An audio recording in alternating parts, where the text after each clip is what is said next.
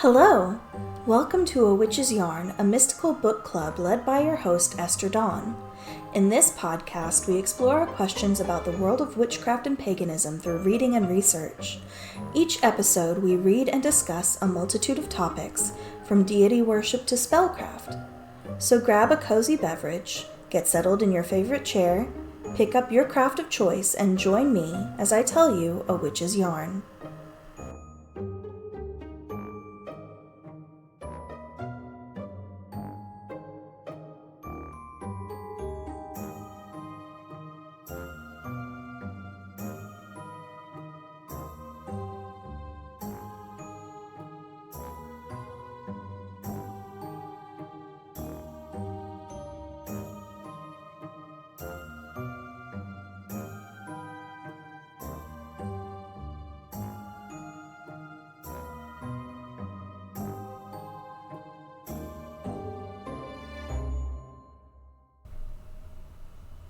Hi guys, thank you so much for joining me for episode 4 of the Witch's Yarn podcast. I am your host, Esther Dawn. I'm so excited to have you here. First, I want to start off with a bit of an apology. Last week, I know kind of sounded like a bit of a mess, and I will tell you, I recorded last Sunday, and the time change hit me like a truck.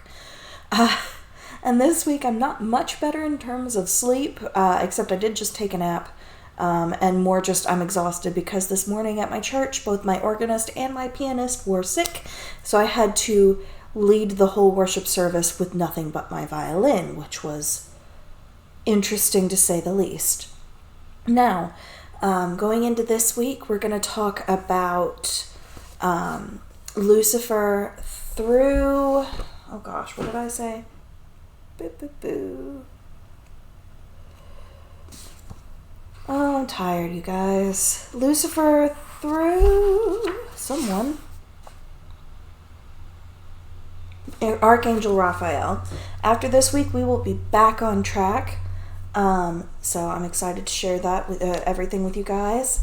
There are a ton of interviews to get through today. One of the interviews actually has 2 people, the other one has 3. So we've just got a lot to get through today, and I'm very excited about it. The first thing, today I don't have a cozy drink so much as just a caffeine drink. It's a Coke Zero. They seem to be a favorite of mine. Hopefully you have something nice and warm and cozy. I don't know about you guys, but it's kind of chilly today. My craft of the week this week is I'm still working on that choker for Carrie Edwin. I have it on good authority that for my birthday in less than a month I will be getting a loom, and I'm hoping to start making it's like an inkle loom, so it's for thin pieces, and I'm hoping to start making some belts and some keychain holders and things like that for different pantheons, and maybe putting them up for sale. We'll see. But other than that, I hope you've got a cozy beverage. If you're driving, hopefully it's non-alcoholic. I hope you have a craft or something cozy to do, and let's get started. All right, we're going to start with Lucifer. Now, Lucifer is not a name so much as it is a title that has been turned into a name. Several gods end up that way, and it coincides with a Roman title that means light bringer or morning star, and there was actually an evening star, Lucifer, that we kind of forget about. But he wasn't the devil until Christians kind of conflated the two. He was considered a being of light. The concept of the devil is not as the bad guy, but as an adversary. And I'm going to bring this up several times. It's like a courtroom. It's like the prosecutor and the defense. And that's something that I think a lot of times we get wrong, because we've got this very, we're looking at it through years, even centuries of stigmatization and needing an absolute bad guy. And so we've turned this adversary character into an outright evil dude. So Sarah in this, at the beginning, like, she's talking about all these things, and she has a moment of doubt where, like, she's interviewing essentially the devil. And she's nervous because, like, as a Christian who's, been told all your life, oh, you don't want to have anything to do with the devil, she had this moment of like, oh, God's actually going to be angry with me if I do this thing, because, the devil's evil and I shouldn't be talking to him.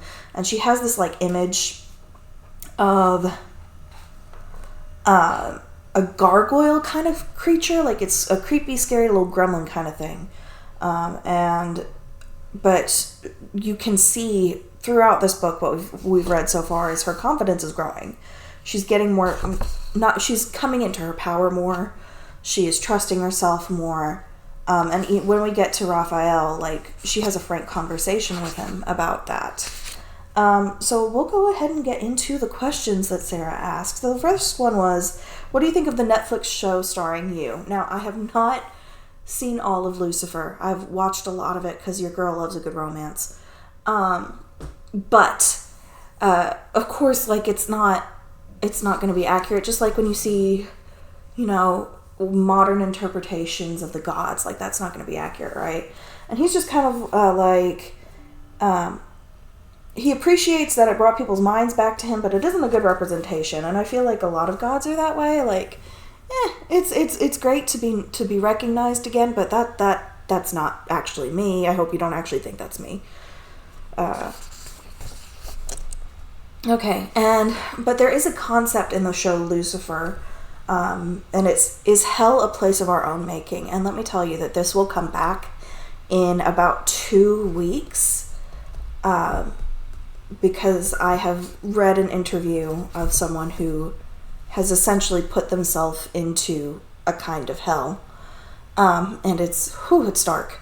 But if she asks Lucifer if hell is a place of our own making, and he essentially tells us that hell is our own making as humans here on Earth, which to me is a crazy concept. I'm going to have to ask God about that. I would love to believe that this concept of hell I grew up with doesn't exist, because I think I told you guys in this first episode, like, I was terrified. Like, I was one of those kids who has anxiety, and I would go to bed and tell myself, well, the rapture's going to happen tonight, which the rapture is not biblical.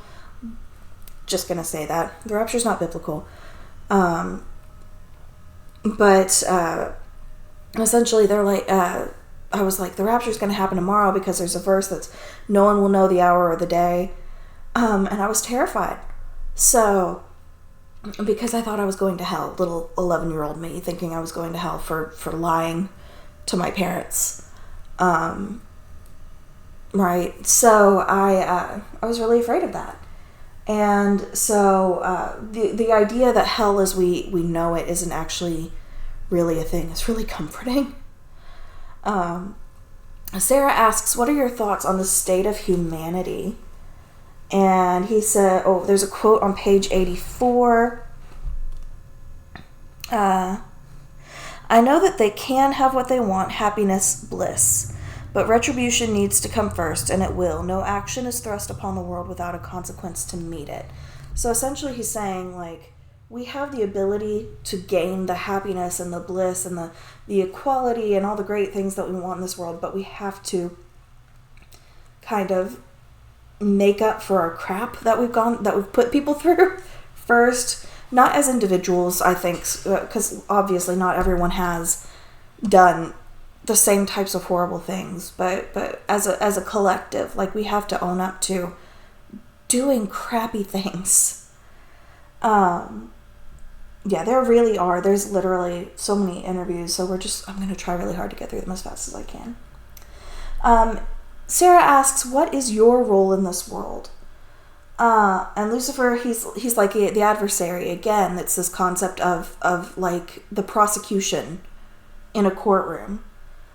He has a role, and it's basically to keep us on our toes. I have another quote on page 85, and it says, "Nothing is as it seems. Everything is worthy of questioning, even God." Which, as an evangelical turned witch, is kind of a terrifying prospect. Like, oh my gosh, God is worth questioning. But then you look at this is going to be a very Christo-pagan focused episode, just because of who's being interviewed. Because we also have Mama Mary on the docket, and I love her. Her interview made me cry. So, but yeah, so essentially, looking at it from an evangelical turned witch who's still working really hard on her deconstruction journey. It's hard to imagine questioning a divine presence of that magnitude. God, literally big G God. So I'm working on that. And not necessarily like that means I have to like be bullheaded and like question everything he does, but like being willing to ask questions. Like there's a difference. Anyway,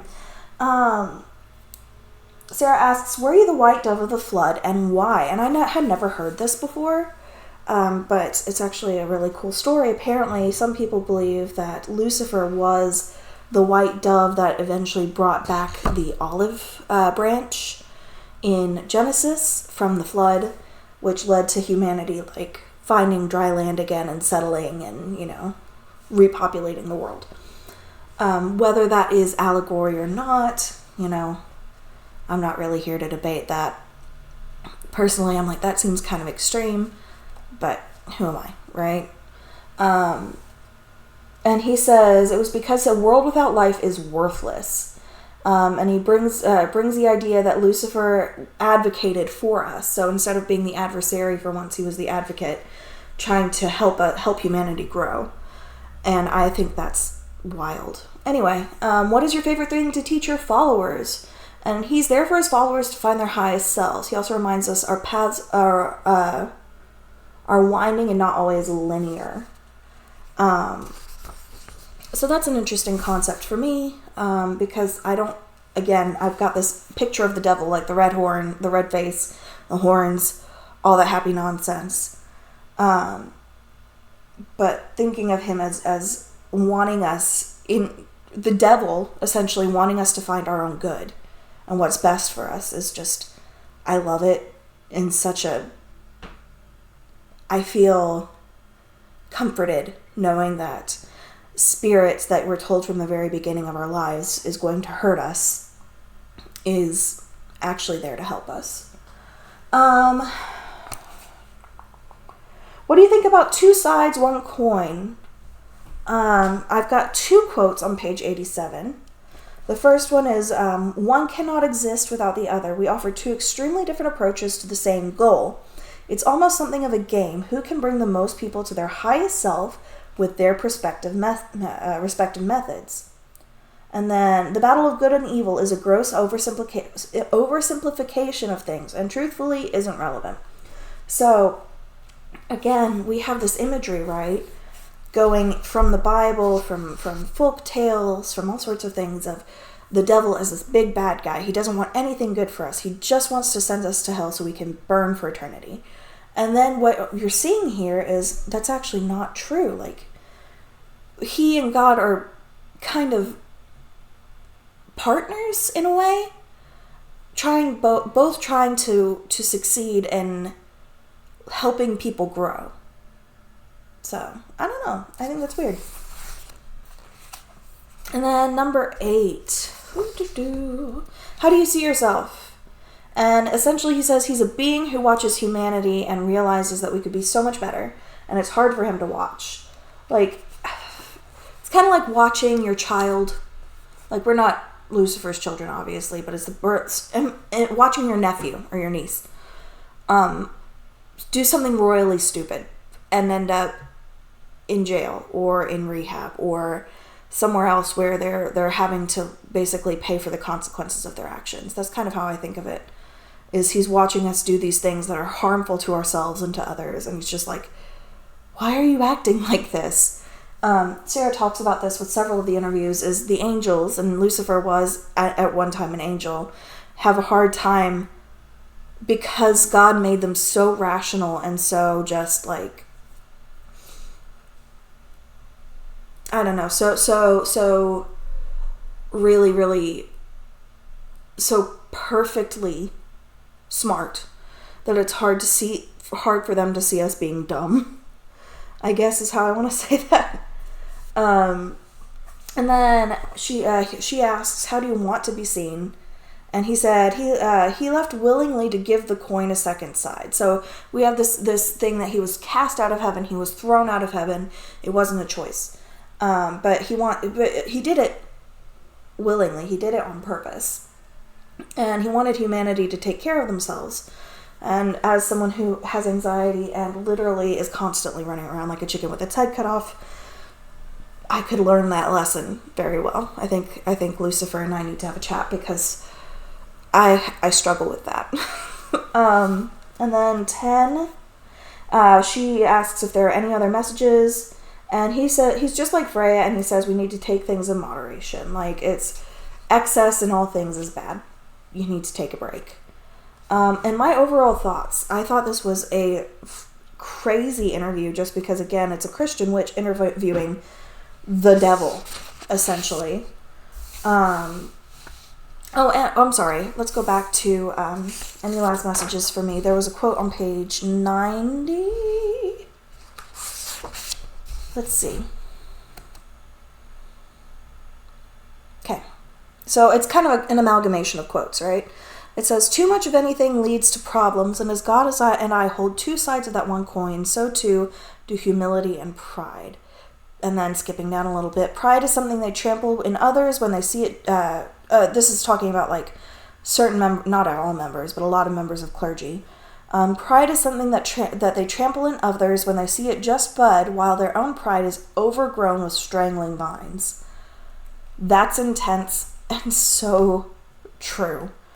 And then again, this is the middle of the sentence. It says, security enough to know it isn't the code of the man next to him, and that it doesn't have to be, is power. Or pride enough to hold true to one's own beliefs, abide in one's code, security enough to know it isn't the code of the man next to him, and that it doesn't have to be. That is power. And then at the end, he's like, be proud once more. So we have the 7 deadly sins, which again are not biblical. They're nowhere in the Bible listing out those 7 sins.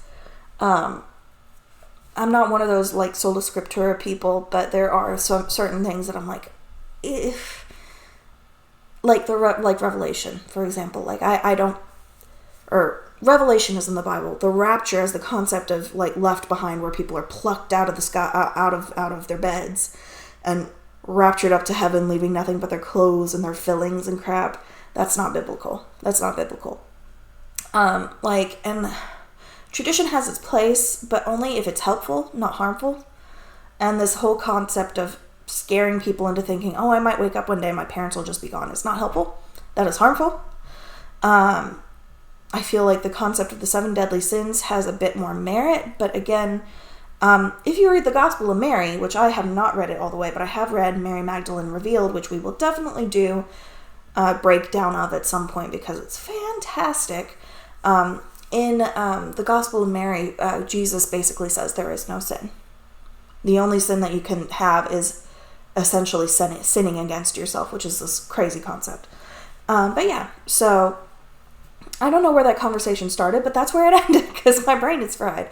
But yeah, like I said, my overall thoughts, I think Lucifer just wants what's best for humanity, just like God, but in his own special Luciferian way. All right. Oh, I should have opened my other Coke. This one was half empty when I started drinking it. I will survive. All right, this next interview is actually a combination of 2 interviews in one, and it's the first interview with the Netjeru, the Egyptian gods, and I'm super, super excited. Backstory. My aunt, who is part of the reason that I eventually became a witch, was a Kemetic witch. She was a Kemetic pagan. Her matron was Bastet. Yeah, she was a wild character. She ended up passing away my sophomore year of college, the day before my birthday. Cancer. And I remember my grandma, who was very, very Christian, told us, like, oh, in her final moments, she repented and she became a Christian. And at the time, I was really comforted by that. And the thing is, I don't know if she actually did, but part of me hates that. Like, she had this wonderful, this interesting afterlife waiting for her, you know, in the duat. And again, I don't know if that's actually true, if that was just my grandma's hopeful thinking, but, yeah. Anyway, so I've always been super interested in Egyptian mythology. One of my biggest, like, hyperfixations is, ancient Egypt in terms of history. I watch so many documentaries about just Egyptian society, Egyptian culture, tombs, the royal family, things like that. I think it's all super, super fascinating.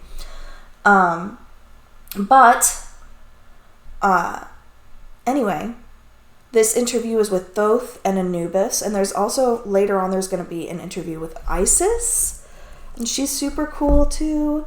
But Thoth and Anubis. So Thoth is like the god of writing, the god of this is not going to be a short episode because I'm going to fangirl a little bit. Thoth is the god of writing, of knowledge, essentially. He's the smarty pants.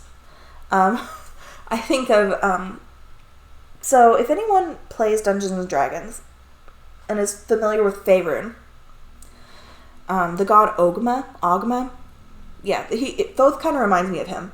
Anyway, I'm sorry, I'm such a nerd. And then we have Anubis, and these are both being interviewed at the same time. And Anubis is the god of embalming, the god of the dead. Now, he's not the god of death. He's the god that, like, prepares the dead for eternal life. He in Egyptian mythology, you have your heart weighed against a feather to see if you're worthy of going on into, like, paradise. And he's the one who weighs your heart against the feather. Okay, now let me get to what I actually wrote down. So I said I love the Egyptian pantheon because of my aunt's association with them. Important thing. Sarah reminds us we need to find... Ooh, please don't restart my computer right now. Thank you. Sarah reminds us that we need to look at scholarly articles, scholarly sources, which is another reason why I've got this podcast, is so we can find more scholarly research and not just rely on Google. Because Google has led me astray several times. In fact, luckily, I just did a working last Tuesday for someone. I'm not paid for workings. Don't come asking me to make you a working. This was for a special situation. And I'm not good with my associations yet. I've been doing this for like a year and a half. And I'm bad at remembering things. Because my brain is so focused on the things I want to learn, the things that I'm just kind of like, oh, well, this is important, but it's not necessarily fun. Just don't stick. And so I just kind of like used my gut and my Google and made a protection spell. And later I was like, crap, I have this book of correspondences. Why didn't I read that? Luckily I was right with what I did. But at the same time I was like, that could have been so bad. Look at your scholarly sources. Please do. Do not just rely on Google. It could be, you could end up offending a major deity and getting closed off from a whole pantheon, like Sarah did. And so when I bought this book, Sarah sends out a little card that says, she does a dice roll, and her dice, she'll say, you're supposed to start, you might want to start with Thoth, or you might want to start with Anubis, or you might want to start with whoever. And I got Thoth. I was very excited about that because, again, Thoth is like a nerd like me. So I think he's fun. Okay. It's funny when you think about a Christian witch working with Egyptian gods, when you think about it in a Christian context of Exodus and what happened with, that was my wrist, by the way, what happened with Exodus and that story. So anyway, it's been 22 minutes and I've only done 1 out of 6 interviews. Let's move a little faster. Okay. So first question to Anubis, she asks, what happened to the bodies of the dead before you? And plainly, they rotted. And Anubis regrets that. Because the Egyptians had this whole afterlife, this whole concept of heaven that requires you to have your physical body. And because of that, the people whose bodies rotted didn't have their bodies, and their soul, their ka, just wandered. So, guys, I know so much about this. This is a struggle. Okay. Thoth, she asks, what inspired you to share your talents with others? And Thoth, again, these gods just love humanity. And basically he's like, I want people to learn, to grow, and to get rid of your fear through knowledge. Because there is a lot of fear of the unknown. Like, we are hardwired to think that way, to be afraid of the things that we don't understand. But yeah, so he wants us to learn. And then she asks Anubis, there's a couple different stories. Having mythology is wild, and I highly recommend it because there's like gods having relations with themselves into rivers to create life. It's wild. Again, I'm trying to keep this PG. But yeah,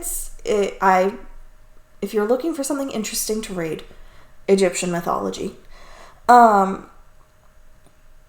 yeah, so there's a couple different versions of Anubis's parentage, and he's just like, it doesn't really matter. And he's like Persephone in that the details don't matter. It's the end result. It's the moral that matters. She asks Thoth, what was it like when you came into existence? And essentially he kind of he kind of infers that he created himself. And he created himself exactly how he wanted to be. He talks about how he was thinking about how he wanted to be created so he could best serve his purpose. Okay, now we get into a story. Finally, I get to actually tell a yarn on a witch's yarn. So, she asks Anubis, are you still the king of that certain city from the lore, from the mythology? And I was like, what city are you talking about? Like, I know a lot about Egyptian mythology, but I wasn't clear on this one. So, there's a story in Egyptian mythology called The Tale of Two Brothers. And it kind of reads like the story of Joseph and Potiphar's wife, where, we'll get into it. So, Anubis and Bata are brothers, okay? And Anubis's wife becomes attracted, which I didn't even know Anubis had a wife, so fun story. Anubis's wife becomes attracted to Bata, and he rejects her. And so she, much like Potiphar's wife, accuses Bata of attempted rape. So Anubis tries to get revenge. Long, complicated story, but eventually Anubis ends up finding the truth, and he punishes the wife. Bata gets killed at another point. He's reincarnated into a bull living outside the palace. But his heart, which if you know anything about Egyptian mythology, the heart is like the center of your spirit. They totally got rid of the brain when they were mummifying people, but they kept the heart in the body. Meanwhile, his heart is in a tree. What I got from this was as a berry. The king's wife, so the palace was home to a king and queen. The king's wife liked the bull, ate the berry, and she becomes pregnant with the second reincarnation of Bada, who eventually becomes the king of the city that the king rules over. And then whenever Bada dies, Anubis becomes his heir and becomes king of that city. So Sarah's basically asking, are you still king there? Or was that kind of a temporary thing? And he was just like, that was and I got that at Egyptopia.com. Because I'd heard of the Tale of Two Brothers. I had not heard of just Bada. Names are horrible for me. But basically Anubis just says, yeah, that was temporary. I wasn't meant to be king of there forever. And then, okay, this is another Thoth question. What is your favorite invention or creation? And he says it's things like the calendar and math that help us stay organized. And just as a very disorganized person in life, thank you, Thoth, because that is so helpful. I said, my direct quote that I wrote says, Dear Thoth, from an anxious human, thank you. Anyway. All right. Anubis. Are the sorry, I can't read my own handwriting. Various underworlds their own astral spaces. And this is something I've kind of thought even before I got into witchcraft. And it honestly, I think it came from like a comedy sketch where someone was like, there's a Catholic heaven and a Baptist heaven and a Mormon heaven and a Jehovah's Witness heaven. I was like, I bet that extends to other religions too. And that's kind of where I started like, do people really go to hell just for not believing? And that's welcome. I'm a witch now. So he basically confirms a long-held suspicion of mine, and that, yeah, they are separate realms, which is not to say that the gods don't work together. We've already seen evidence of that. But again, that's reassurance that me as a Christian witch, I'm not just going to go to hell because, we'll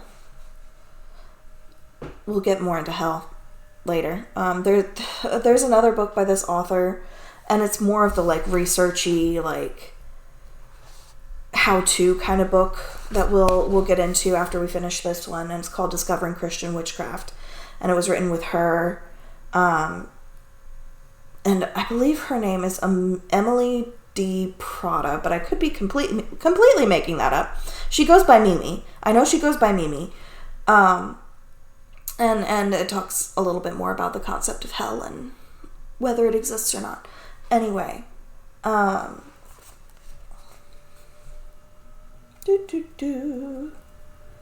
Okay. This one gets a little heavy. She asks Thoth, what are your thoughts on humanity's use of your gifts? And he's basically like, my first thoughts, I thought about the movie Oppenheimer, because like he's a mathematician, an astrologer, or an astronomer.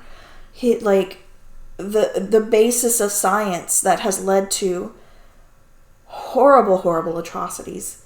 And I said, it breaks my heart because all I can think about are those nuclear bombs that destroyed so many people's lives. And Thoth is like, I hate it. He's like, I am upset at how my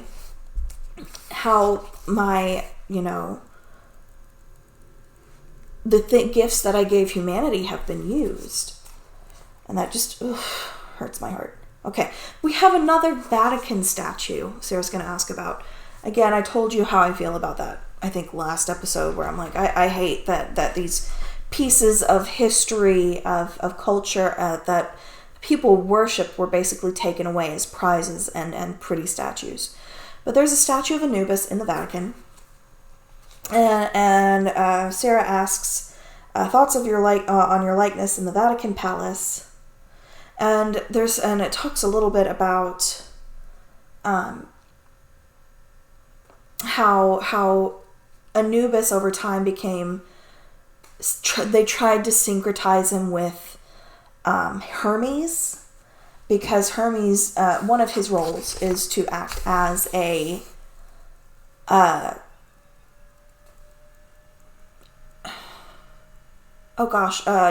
what is the word? Something. Basically, he's a farrier of the dead that brings them to the underworld where they can cross the river Styx. And Anubis kind of does the same thing. But they're not the same people. They're not the same gods. And he's just like, yeah, they tried to make that happen, but that's not a thing. My exact quote was, example of failed syncretism where they tried to combine Anubis with Hermes in his role as a mover of the dead. Anubis doesn't care and realizes that he's still him. So he's like, yeah, whatever. Hermes is fine, but I'm not Hermes. She asks Thoth, what do you think about fiction writing? I love fiction. I read fiction a lot. I've been reading it less because I've been so focused on this podcast and, life has been miserable. But I have spring break the week after this, and I am so excited to just catch up on some just fun reading, get ahead on this podcast, all sorts of fun things. Anyway, because I'm not going anywhere or doing anything important.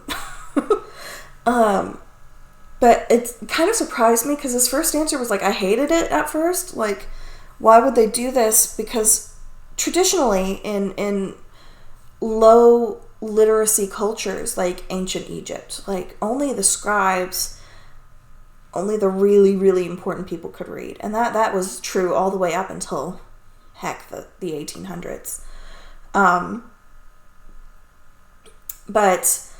So at first he's like, why would they write down these stories? They're meant to be told orally. But then he starts to realize, oh, well, actually,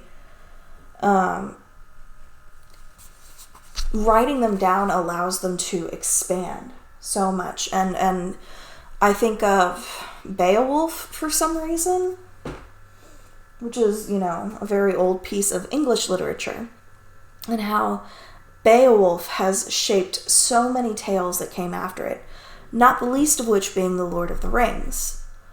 My cat Chai is in here, so if you hear some purring or some, cat noises, that's who it is. I have no idea where Wyvern is. He's probably downstairs with the husband unit. But yeah. But he's like, I didn't really like it at first. And I said, I love thinking about this, especially as a reader and someone who can appreciate a god changing his mind. Because he's like, eventually he realizes that, hi, Chai. Hi, baby. Oh, she's up on my lap now. No, ma'am. Thank you. That we can tell stories so much better and more complicated than we used to be able to. And so she asks Anubis if he helps modern morticians with their work. And he's like, yeah, I do. Like, they're still embalming people. And I just had to remind myself, like, the gods are active, whether we realize it or not. We still embalm people, just in a different way. Of course he would want to have a hand in that.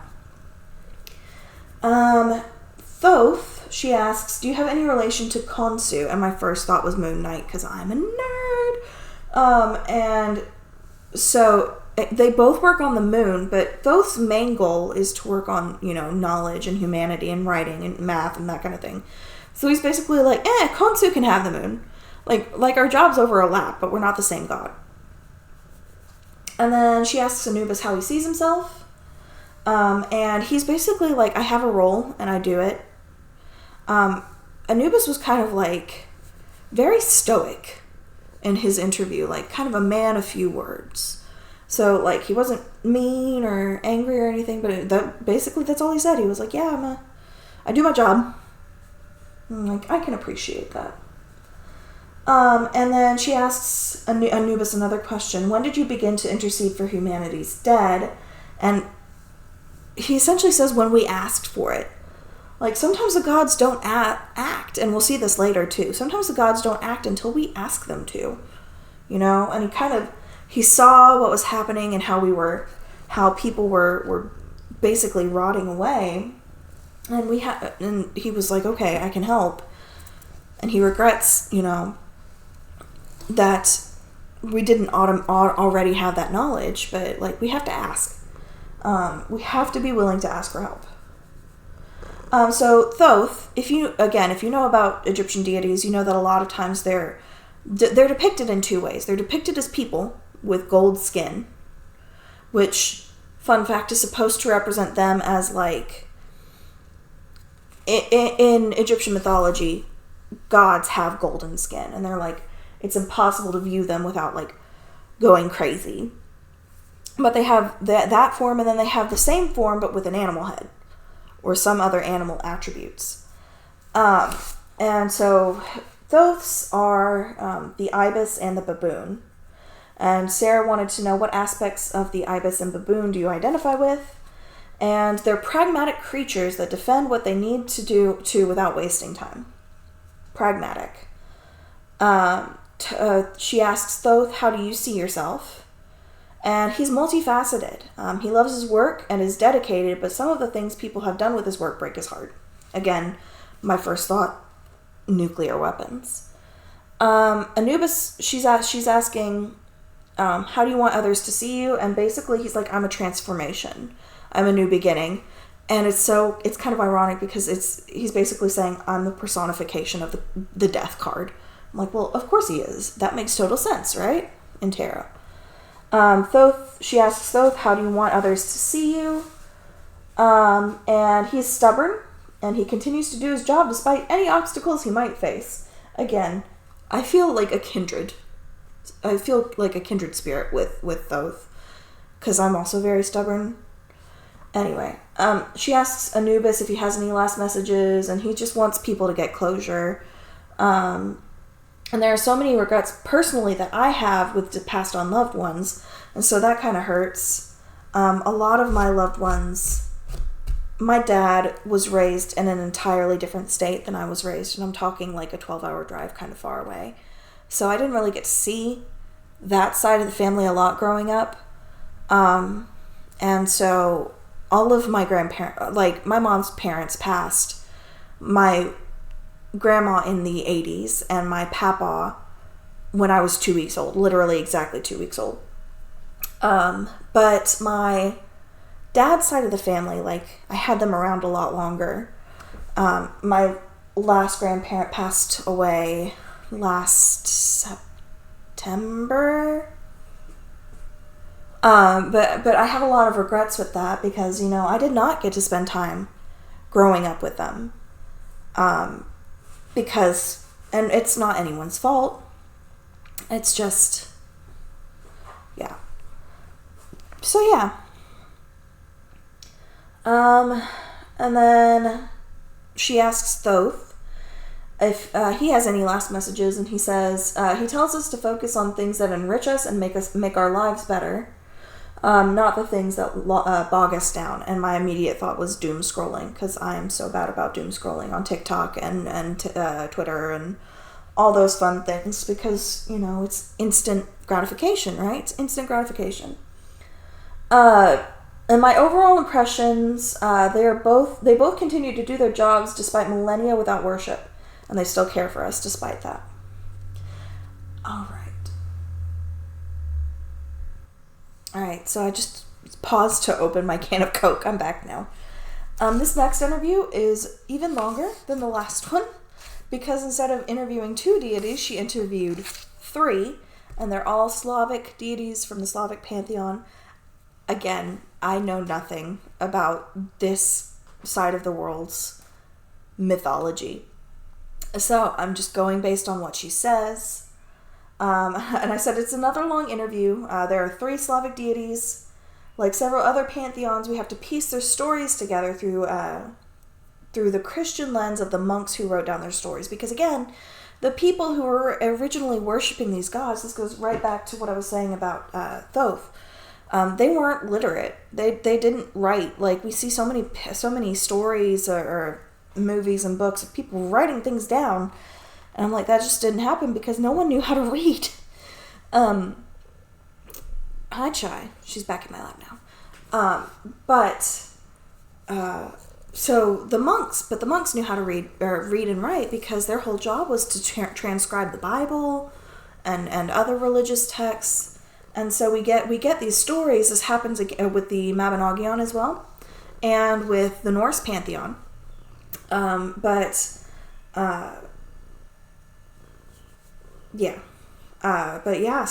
these are written down from a Christian perspective, and we have to kind of look past that and cobble it together to get an idea of who they actually are. Because, like, in Welsh mythology, they were turned into folk heroes, which happened with Kresnik too, if we remember that interview. In Norse mythology, like, they were considered gods, but, like, funny, they actually were like, oh yeah, they were gods, but they were gods before, but Ragnarok has already happened, and now we're in the era of the Christian God, which I think is just an interesting way to try to get converts. Anyway, so she's doing 3 interviews with Velis, Lada, and Zoria. And I don't know if I'm pronouncing these correctly. I'm doing my best. There are descriptions of their roles on page 106. So, Velis is god of mischief, music, magic, cattle, and the Slavic underworld Nav, which is quite a compilation. As we read this, we'll see, like, how different Velis is from the other gods of the underworld, like Hades. I think Velis is great. Anyway, Zoria is the one that Slavic pagans, especially women, would learn their magic from. While this is all quotes from page 106. While the Slavic gods are open for all to worship, it was only through careful study and learning from one initiated woman to the younger generation that the ancestral practice of Zagovori, or sound shaping, took place. But Zoria is responsible for opening the gates of the heavens for the sun god to go about his daily chariot ride, as well as guarding the celestial job Samargel that lives in the Ursa Minor constellation. And then we have Lada, who apparently there's some controversy on whether or not she actually is a goddess. And they know the least about her, and she's cognate with several different female fertility and springtime goddesses across Slavic tribes, such as Vesna and Siva. And according to some, she's not a real goddess at all, more a fabrication, perhaps even a mocking character, invented to slander Slavic paganism. So those are our 3 deities. Oh, she's so cute, guys. I wish you could see a picture of see my cat. Anyway. So, the first question she asks is, there's kind of like a triple goddess kind of idea about Zoria. And, so what Zoria basically, she asks, are you one goddess or multiple goddesses sharing a title? And as Zoria is basically like, no, it's they're epithets. Kind of like the Greek gods have their epithets, so Persephone can show up in multiple different ways for different people depending on what they need. Same thing with Zoria. Then Velis, she asks, what is your favorite kind of music? Again, I love a music god. And basically he's like, I like body songs, body bar songs. And I'm like, I love that, because again, it's just so different than other gods who fulfill some of the same roles that Velis fulfills. And I think that we can kind of get a sense of how different cultures view death in that, because the Norse, there's hell, but then there's also, Valhalla. Why did my mind blank on that? And they're both and Valhalla is a very boisterous, people are fighting all the time, and so, yeah, anyway. Chai, I love you, but you're making this difficult. And then she asks Lotta what the world was like when she came into being. And Lotta's like,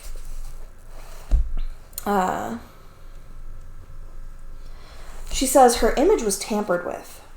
So essentially, scholars debate Lotta's role as a real goddess. She says she's always been there and resents the way she's been rediscovered. Then she asks Zoria another question. How do you relate to Vesna as a mother figure?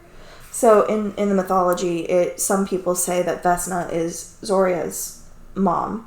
And Vesna is said to be Zoria's mother in Slavic lore. Zoria is also supposed to be Kresnik's daughter. So Vesna and Kresnik are a couple. Zoria and Vesna both keep balance in the world in their own roles. So Zoria through magic. My understanding is that Vesna is more of like a goddess of life kind of figure. She asks Velis, what's your favorite thing to teach humanity and why? So it's interesting how gods have different views. Like, a lot of gods are like, let go of the past. This, and Velis is one of them. But some gods are like, remember the old ways. And I'm like, I can understand both perspectives. And especially I think when it comes to worship. But I think it's important that we remember the parts of the old ways that serve us. Again, like I said, like we take things that serve us that are, extra biblical. Like, certain traditions, but we leave the things that are harmful, like the modern conception of the rapture, which only came about in the 1800s. I'm sorry. I'm still so mad about that. Lotta, she asks Lotta, how does Lotto, which is Lotta's husband, help her fulfill her role? And Lotto actually, comes in and joins the conversation, and they look like super sweet together.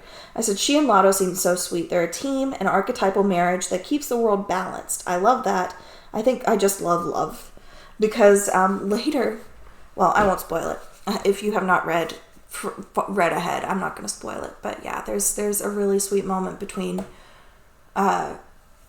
two other deities that I'm just, oh, I love love. I love love. I love love. All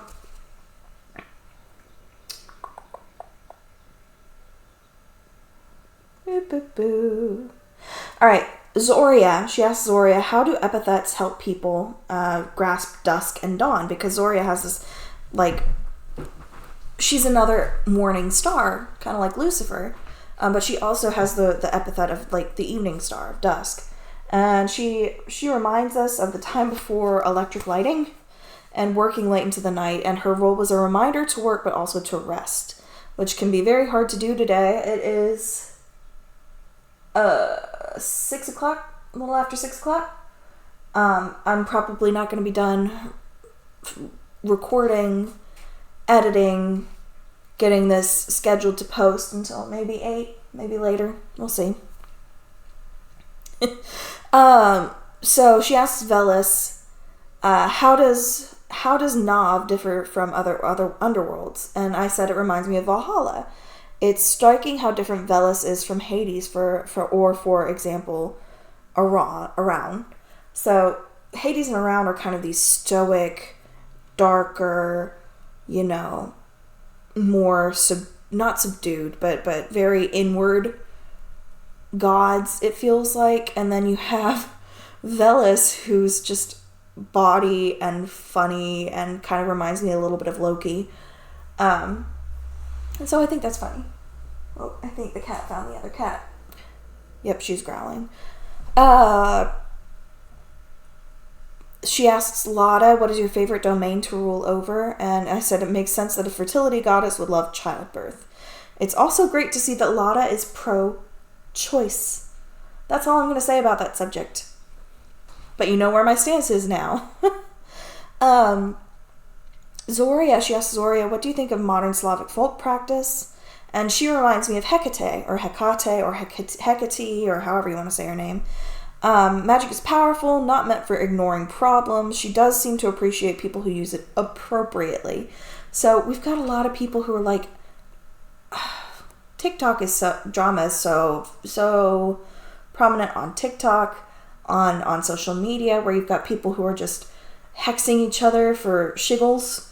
And I'm just like, just talk to each other like normal human beings. Why are you doing this? It's a waste of magic. It's a waste of your energy. Okay. She asks Veles, why fight with Perun all the time? Now, Perun is another god. And he just says, because I can. Literally, that is a direct quote from page 113. Because I can.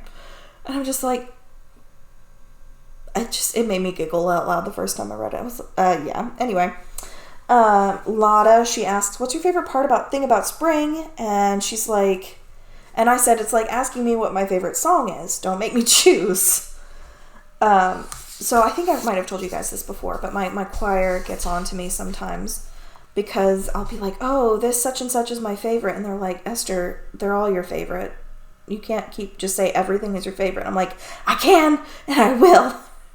So, yeah. She asks Zoria, what do you want people to know about magic? And again, it's a tool. Don't play with it. It's not a toy. And my other mundane role, I am a teacher who is constantly having to remind my students, don't play with my instruments. They're not toys. Don't break them. It is a privilege, not a right. Anyway, so I kind of feel like she's like chastising, like like maybe you would a child about playing with something that you might break. She asks Veles, why be a serpent while battling Perun? And he's basically like, well, snakes shed their skin. It's like a reset. I never thought about this way. So when snakes shed their skin, it's like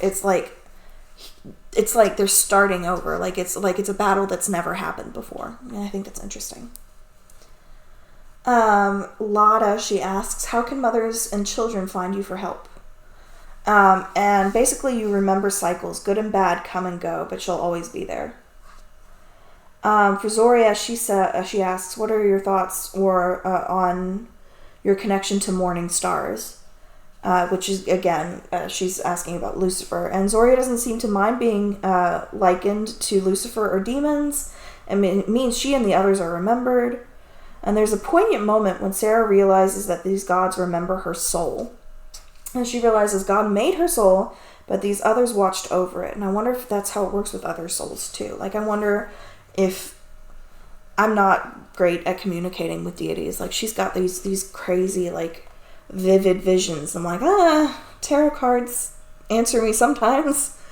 But, like, I wonder if my Celtic deities are like, yeah, that's mine. That kid's mine. I remember her. And it kind of gives me the warm and fuzzies. And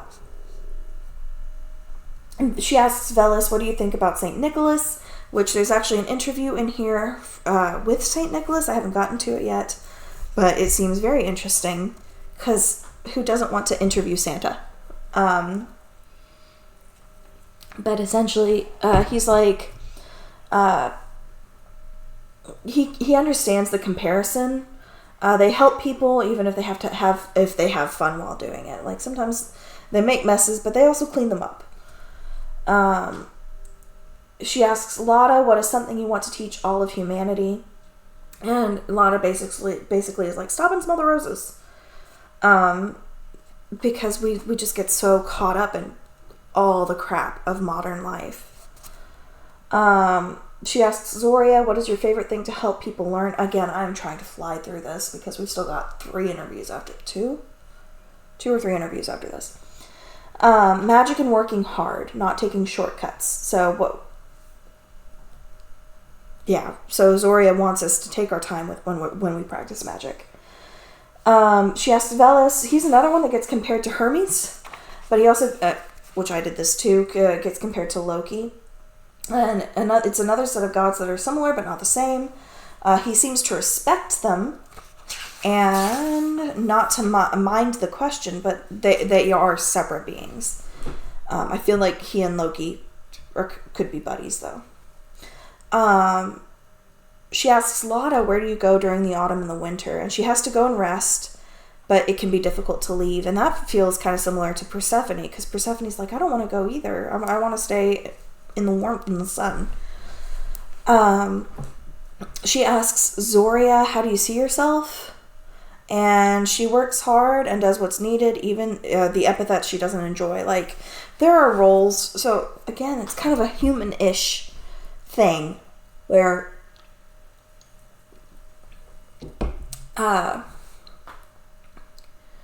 like, there are roles in my jobs that I don't enjoy doing. Mainly the ones that involve grading. But you still got to do them if you want to do the parts that you enjoy. And you want to be, you know, whatever your role is. A goddess or a teacher.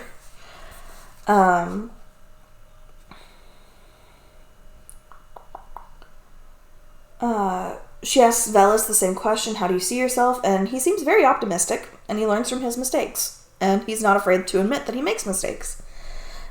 She asks Lotta the same thing. There's a quote on page 120. Oof. 1920. Love and beauty do not mean vanity and stupidity. Gentleness is not weakness. And I just, yeah. So true of her and so many other goddesses. Like, there's this Aphrodite, for example. She's a goddess of love, but there's also a war aspect to her.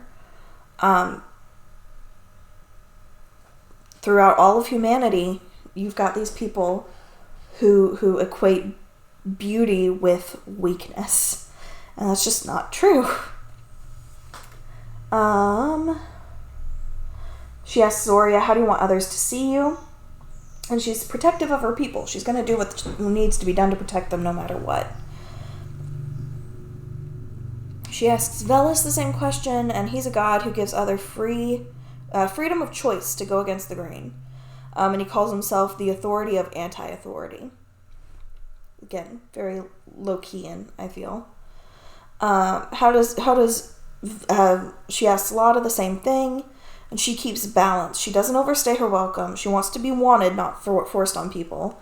And I think that a lot of that has to do with the fact that some people are like, oh no, she's not a goddess. She's just she's a caricature. Zoria had no final messages. And Veles gives a very Veles-like answer about last messages, and he's like, take life by the horns, be brave and do what you want.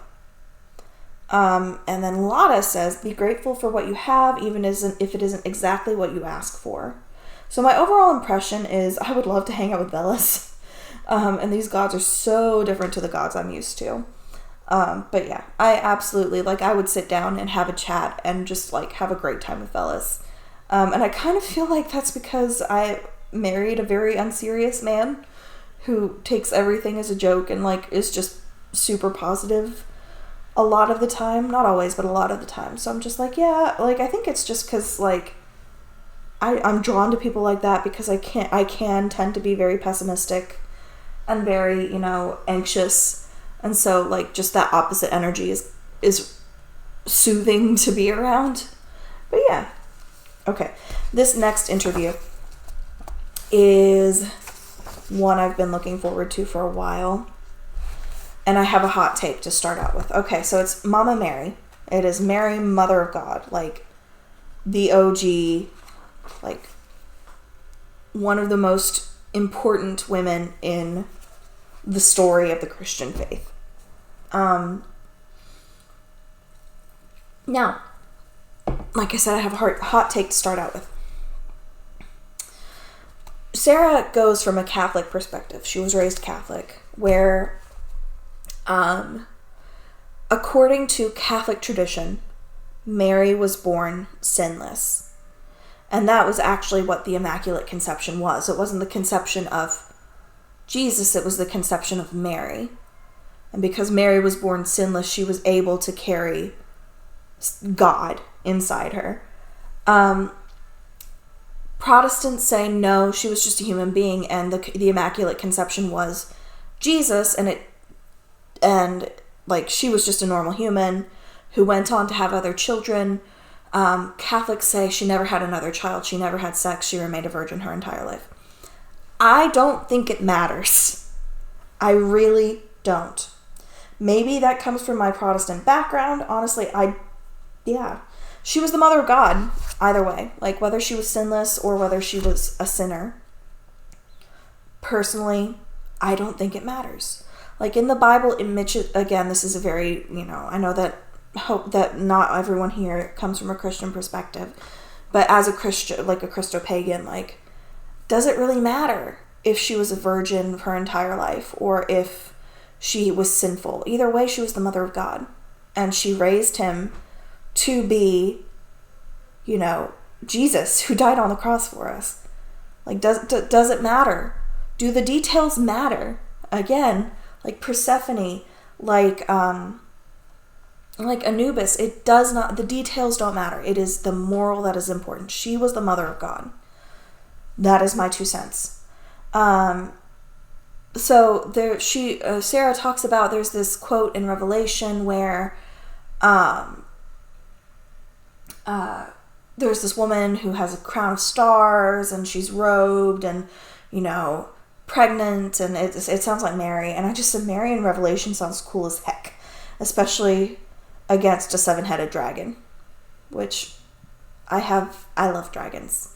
I know that they're considered a sign of evil in the Bible. But again, if we look at this from a Christian witch perspective and we look back on the Lucifer interview, Revelation, she has this quote where she's like, where was it? On page 125, it says, it could just be that the writer of Revelation was copying off the myth of Leto's birth of Apollo so that a Hellenic audience might better understand the implications, the parallels between God's kingdom and Zeus's, and therefore make it easier to replace one with the other. It may be this woman is actually a representative of Israel or the church, given that Joseph has a similar dream in Genesis of the sun, moon, and 11 stars bowing down to him, which is what gets his brothers so ready to do some mean things to him before he gets caught and sold to Egypt. It could have nothing to do with anything and just be a really cool fever dream too, honestly. And I'm like, yep, that any of those is possible. But yeah. And there are connections to Asherah, and Asherah is a goddess that I worship. She is another book. I have like 8 books on my list so far. We're still on the first one. Is When God Had a Wife. Historically,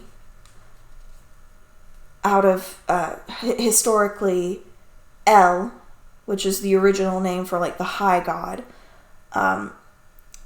Adonai, I'm not going to say the YHWH name, but Adonai was the son of El, and eventually syncretism happened.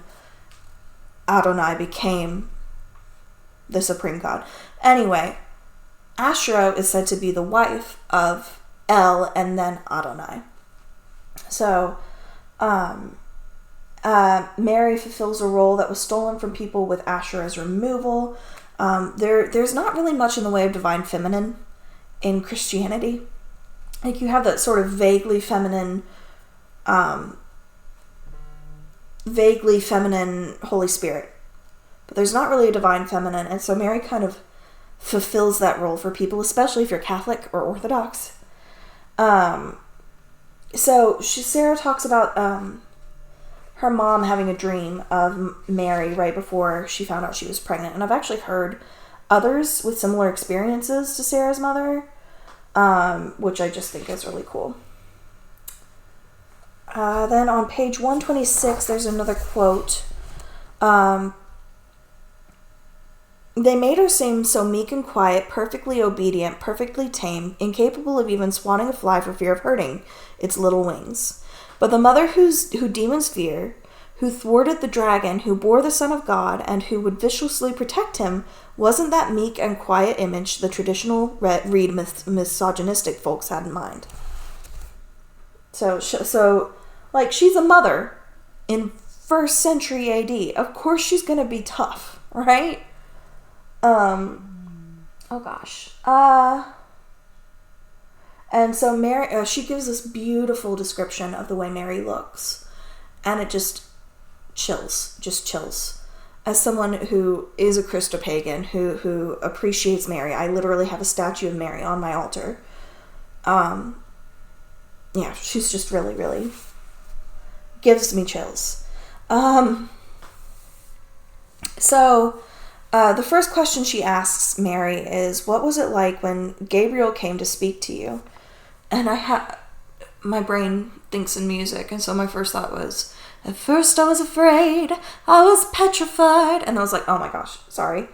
But what I got from this is God didn't demand, like we have this kind of thought that like, God's like, this is happening to you, you don't get a choice. But Mary makes it clear, God didn't demand it, and he gave her time. And Mary says, it's not good to ignore your needs and just dive into something for the sake of getting some kind of progress. But I knew better. So she's saying she didn't do this blindly. Like she knew what she was getting into. Question 2 was, what was it like raising Jesus? And she like her whole demeanor changes, how she looks changes. And I said, the grief that she went through terrifies me as an aspiring mother.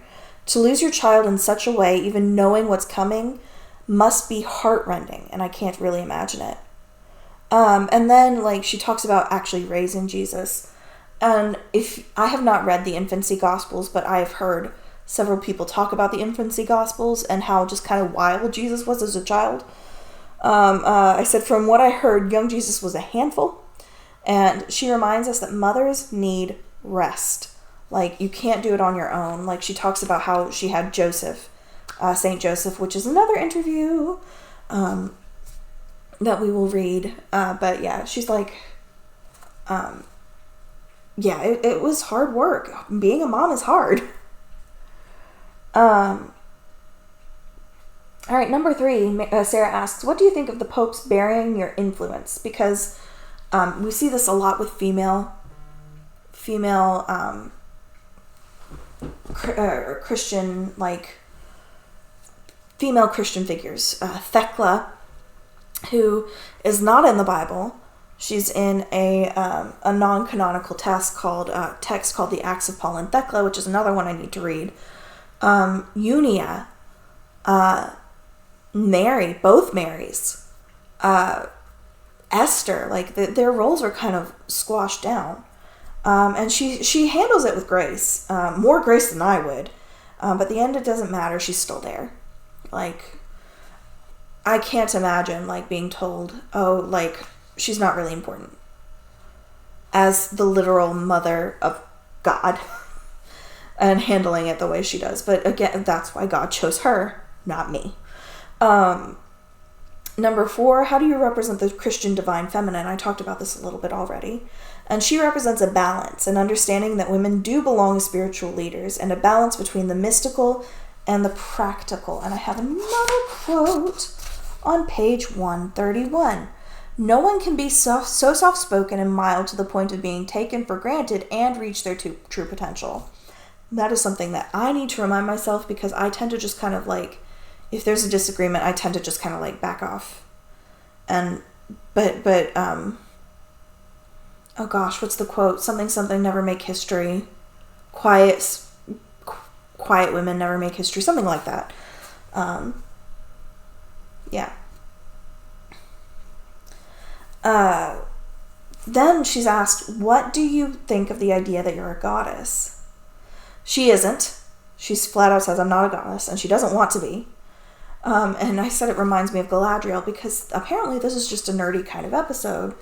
Because, Galadriel's like, I must diminish. I will go into the West and remain Galadriel. Like, she serves her role, and that's it. And she provides balance and tells people, women, men, and non-binary, that they have power. Like, she's very specific in that she's talking about,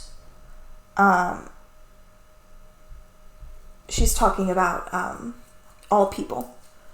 There's another quote on page 131, and it says, I want to help women remember that they are worthy and holy. Jesus loved the women in his life. So yeah.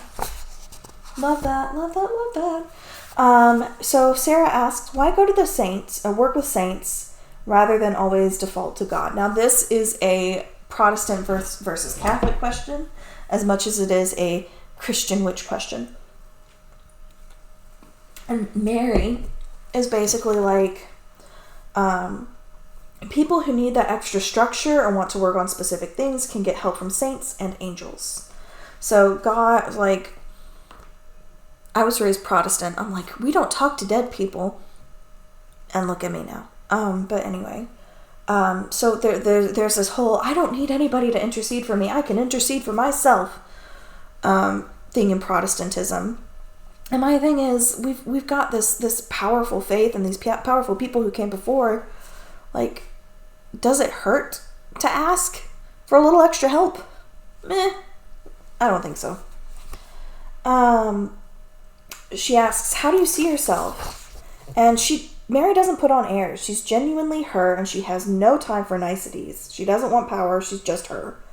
Balanced. Sarah asks, how do you want to be seen? She isn't passive, like we're led to believe. Again, we have this role of Mary, meek and mild, and apparently she just was not that. I remember a sermon from back in my first church that I told you about, growing up, where the pastor tried to convince us that the narrative, so in the story, in the Christmas story, right, Gabriel talks to Mary, and then he talks to Joseph. And then, like, from then on, Gabriel supposedly only talks to Joseph. The dream of fleeing to Egypt comes to Joseph. And the pastor was like, this is proof that, men are supposed to be the head of the household. And it was very clear that he was doing it in a way to demean women and make women lesser than, in the sense of you always have to submit to your husband, and making it in like a women are lesser kind of thing. And and I hate now as a Christian witch who knows, like, divine femininity is a thing, even in the Bible, and even in that culture, because there are still traces of Asherah in the Bible. You just have to look for them. Yeah. So that remembering that sermon made me grumpy the rest of the day. And he asked any last messages, and people are safe to explore spiritually, but research. Be safe. Do it in a safe way. And my overall impression is that Mary was just not what I expected at all, in just like the best way. Because again, I just like most Christians, I have this Mary, meek and mild kind of image of her, and she's just not that. And I think that's so cool to think about. Okay. All right. Archangel Michael is our next interview. Michael means the right hand of God. And I actually just called on him. I told you guys I had a working that I did this past week, and I actually put out I have a deck of angel oracle cards, not by Doreen Virtue. She talks about Doreen Virtue in here, but recently, I'm not going to get into that. Anyway, it's a different deck. And I put his card around my candle, along with a few tarot cards. But yeah. Okay. So the first question she asks is, again, she's asking about advocate versus accuser.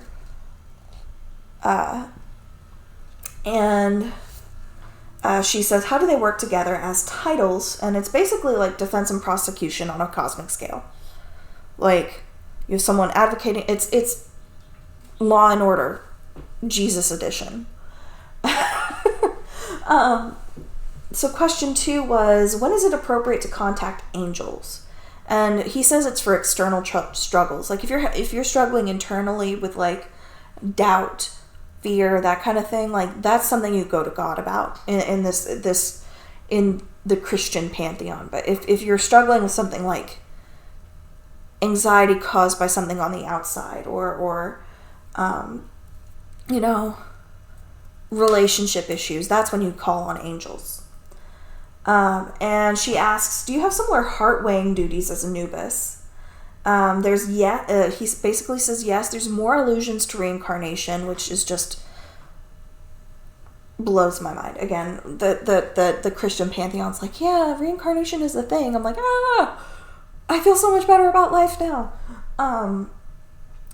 So it's weighing more for a future path than it is for punishment.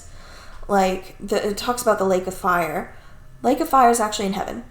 And according to Sarah and the research that she's done, I'm not saying that this is correct. I'm just saying this is what I've heard. Everybody goes in. It's like an acid wash. It cleanses all the blech from you.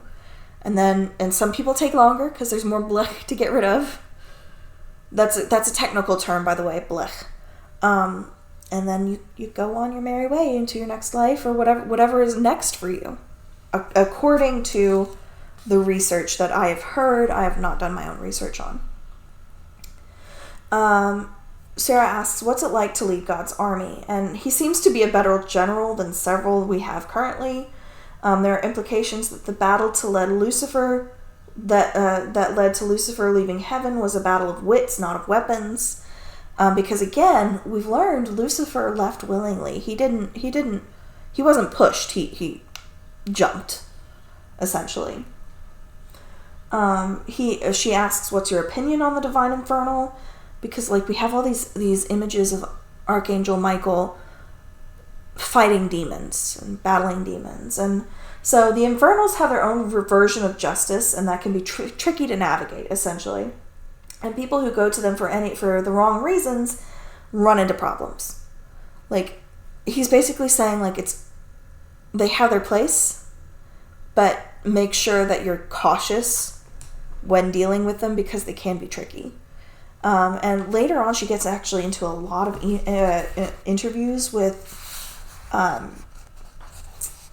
infernals. I actually recently read one with Azazel. I don't know how to pronounce these names, guys. And it was it was a really good interview. Anyway,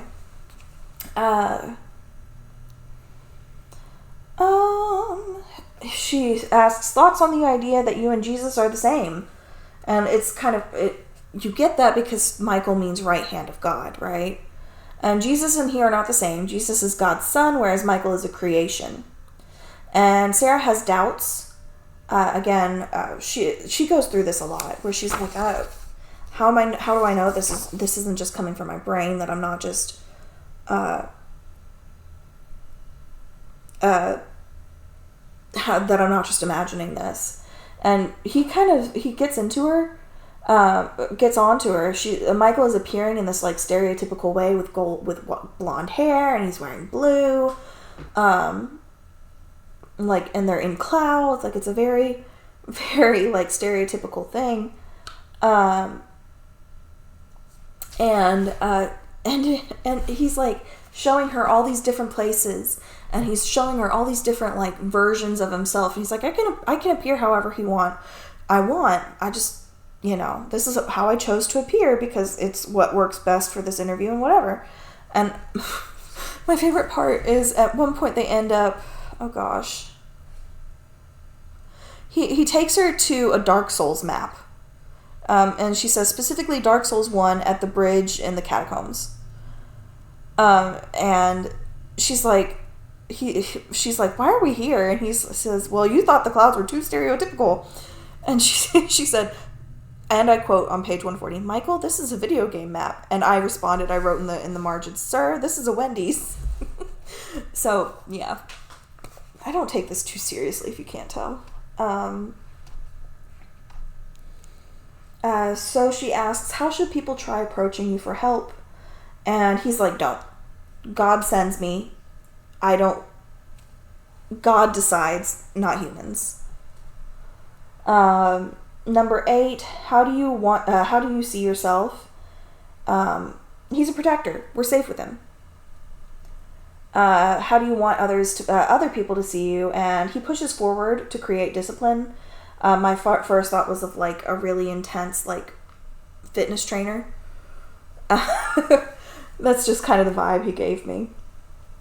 Number 10, any last messages? And he makes it clear that if we want change, we have to fight for it. There's another quote at the bottom of page 141. Hear me. If you believe in your cause, fight. This is a dangerous era. Band together. Your leaders no longer serve you. They look out for their desires and interests, not yours. And this was written a couple years ago. So just think about how much more relevant now. And Sarah's like, this isn't about, he's like, this isn't about one specific thing happening today. This is about the state of the world. Change occurs with radical action. The world cannot hide from the sun. Strike evil underfoot. The only enemy is injustice, and that enemy takes many forms. Whew. Michael teaches Sarah that the spiritual realm can only hurt you if you allow it. And this comes up several times, especially when she starts talking to more of the divine infernal, or the infernal divine. And then my overall impression is he's no nonsense. He serves his role. I have a vision of this like really straight-backed angel with armor and this like really stern expression when I read this interview, like that, just this very like straight-laced divinity. Okay. We're on to our last interview. This is going to be a long episode, guys. I'm sorry. But the last interview is with Archangel Raphael. So we have 2 interviews with angels in a row. And her first sentence on page 143 was, what can I say? People love the angels. So she talks about a story in Tobit, which is an apocryphal text. So I believe it's in the Catholic Bible, but not in the Protestant Bible. So I've not read it. But I'm going to be buying the Apocrypha at some point and reading through those. So in Tobit, Gabriel helps Tobit's son Tobias find a wife. And basically what happens is he has to like ward off another infernal divine, Asmodeus. Again, there's a bunch of different ways to pronounce his name. Page 144. But it's also, so she says, she's talking about the story, and she's like, it's a good indication of Raphael's character. The quote is, he's tricky, he's discreet, and he's severe when it comes to knock someone around, like poor Asmodeus around. Or to knock someone like poor Asmodeus around. Like Gabriel, or like Michael, Gabriel, nope, that's not. Why do I keep writing Gabriel? Raphael. Raphael appears however he wants, and Sarah's vision is creepy to me because he's got those big old, if you've ever seen a Byzantine portrait where they've got these big old eyes that take up half their face, and then tiny little mouths and noses, that's kind of what he looks like according to her, at least in how he appears. And I'm just like, okay, it's your choice, Raphael, but I'm going to turn on my light if you hear a noise. There we go. Now I can actually see. That's great. Okay, it's getting dark. So her first question is, how did you get your other associations? So Raphael means God heals. But like travel, communication. And he says, Tobit helped expand his realm, and his role as a messenger made his association with communication. So basically his role is to help humanity see the truth. And then question 2 was, what medical advancements intrigue you the most? And he's like, the mental health advancements. And I said, thank you, Raphael, because Lord knows I need those. So then she asks about his thoughts on the persecution of herbalists. So I will admit, I am very much the type of person who's like, I'm going to give my baby all the shots, and I get my yearly vaccinations, and I take medication. But that is not to say that I don't appreciate herbal remedies. So I just want to make that clear. I think herbal remedies are important. He says he wasn't happy. Herbalists were our first healers. Modern medicine is great, but we can't just abandon the usefulness of herbs. Like, they have their place. They have their uses. A lot of medicines are actually derived from herbs and plants and things.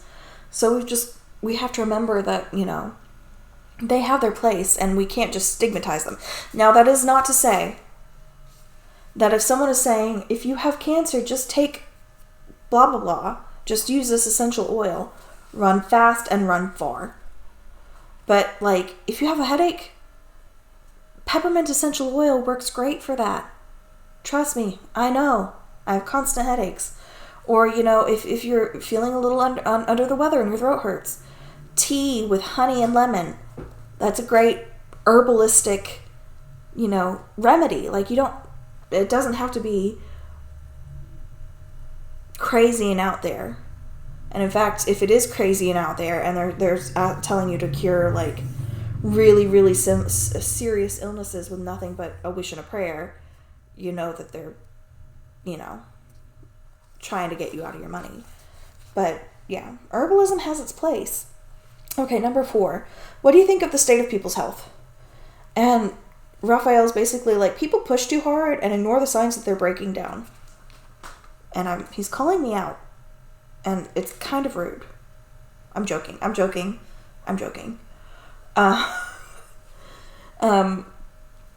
she asks, how do you help people regain their health?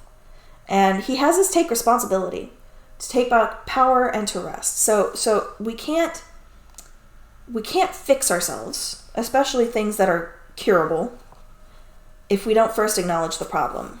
For example, for a minor example, I get sick a lot because of my role as a teacher. I can't just ignore the problem because it's just going to get worse. I've had strep throat 5 times in my 2.5 years of teaching. And I tend to push myself to the point where I'm unable to swallow and throwing up because I'm I don't want to miss work. It's just a tickle in my throat. It'll be fine. And then I end up way worse than I would have been if I had just gone to the doctor the first time I felt, said tickle in my throat. So that's just one example. You have to take responsibility and then you have to rest. She asks if there's any bad blood between angels and demons, and he says there isn't. So we have that concept from Lucifer and from Michael. There's 2 sides to one coin. And Raphael is basically instead of 2 sides to the coin, he sees the coin in its entirety. She has this moment of doubt. She gets chastised. Because she's why would an angel be telling me that infernals are necessary? And he's stop doing that to yourself. And then she asks, why and how do angels help non-Abrahamic people? And this kind of goes back to deities all want what's best for humanity. And so an angel's job is to help humanity. They don't gatekeep, unlike a lot of Christians. That is my personal emphasis, by the way. Unlike a lot of Christians. Moving on. Number 8. How do you see yourself? Angels and Raphael. I literally wrote Gabriel through this whole thing. And she actually does interview Gabriel later, so I don't know why I did that. Angels and Raphael have a hard time with the way humanity act towards each other. Again, they've got this really, their mindset's entirely different. And I think of the way humanity hates each other. And he feels responsible. And Sarah reminds him that we have free will. We've got all these people, these factions that are just hating on each other instead of realizing all that's doing is tearing us apart and making us weaker so we can't fight what's actually wrong. So instead, we're focusing on these tiny little squabbles instead of what's actually important. Anyway. Number 9, how do you want others to see you? He's a healer, and he helps people be strong again. And his last message for us is essentially just rest. Take a break. Breathe. My overall impression is angels can carry guilt just like humans, because he has this whole moment of guilt where he feels responsible that humans are treating each other like crap. And that is not his fault in the slightest. All right. I am picking up my Hobbit Tarot, because it is time for our card of the week. By the way, I don't really, depends on the deck, but I don't really do reverse readings. I have not done reverse readings with this Hobbit Tarot. So it just kind of depends on the deck, and because personally I feel like the deck is pretty balanced on its own without adding the reverse meanings. Oops. Okay. So, as always, you can find me on Twitter, on Blue Sky, and on TikTok at A Witch's Yarn. If you have any questions, comments, or concerns, or absurd remarks, you can email me at awitchesyarn@gmail.com. I am more than happy to have a conversation with you. I've worked like 2 weeks worth of podcasts ahead in my reading, so I'm very excited about that. We have some really interesting interviews coming up. Judas Iscariot is one. His interview was actually pretty heartbreaking. Jesus and Mary Magdalene next week. Thor is next. Whoops. Oh, I just got a card. And it is Temperance, which is this terrifying picture of a goblin, which is surprising. Number 14. Okay, Temperance. So this is Bolg. The pictures of Bolg from the Goblin Army. Anyway, so looking into the past in order to understand the present. Moderation, healing, unifying opposing trends. In a reading, this card tells you that by diluting down your indulgences and exercising temperance, you will achieve the best from the situation. When we are able to resist the pull of opposites and balance contradictory desires, then we will be able to move forward more smoothly. Okay, so you know how I was talking about how, there's squabbles in the world that really aren't important when we should be focusing on the big picture and how horrible things are? I feel like this card is talking about that. Like we get so focused on the little stuff and we swing so far in different directions. I feel like this card is telling us, take a moment, breathe. Moderation. This is another card. This is another moderation. I feel like the card kind of really goes with a couple of the interviews that we read today. But yeah, so take things in moderation. Realize that the enemy is not necessarily who you think it is. And try to find ways to work together to find that common goal and work towards it instead of just letting people and letting small things divide us. So that's my card for the week. If you have any questions, please feel free to reach out to me. Next week, we will be reading from Thor to Archangel Gabriel. So that includes Thor, St. Mary of Magdala, Jesus the Morrigan, who is super cool, and Archangel Gabriel. I look forward to seeing any communication you might have with me. I would love to hear from you. Have a great week. And I will start doing this because I always tell my students this. And don't explode. Goodbye.